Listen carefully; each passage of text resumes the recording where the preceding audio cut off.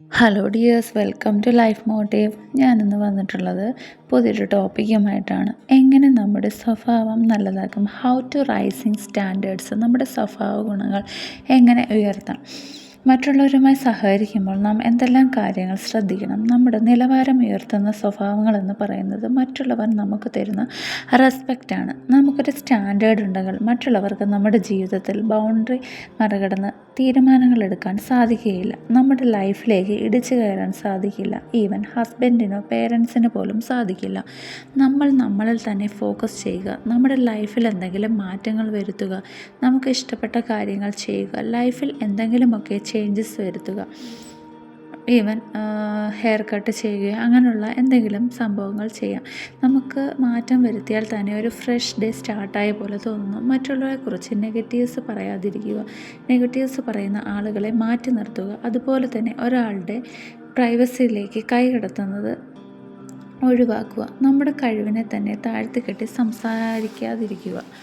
ഇതുപോലുള്ള ശീലങ്ങൾ കുറയ്ക്കുന്നവയാണ്.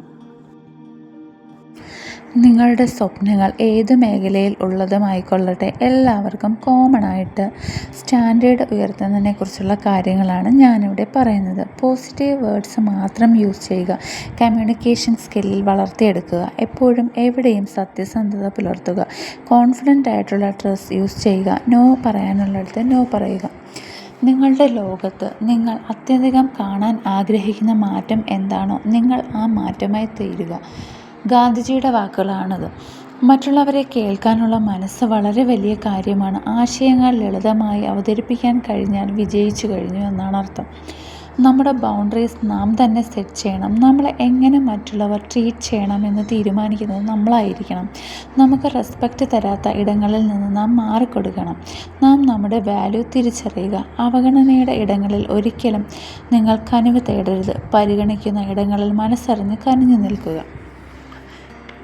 അപ്പോൾ ഇന്നത്തെ വീഡിയോ ഇത്രയേ ഉള്ളൂ. ഈ വീഡിയോ നിങ്ങൾക്ക് ഇഷ്ടപ്പെട്ടാൽ ലൈക്ക് ചെയ്യുക, ഷെയർ ചെയ്യുക, അതുപോലെ തന്നെ സബ്സ്ക്രൈബ് ചെയ്യുക.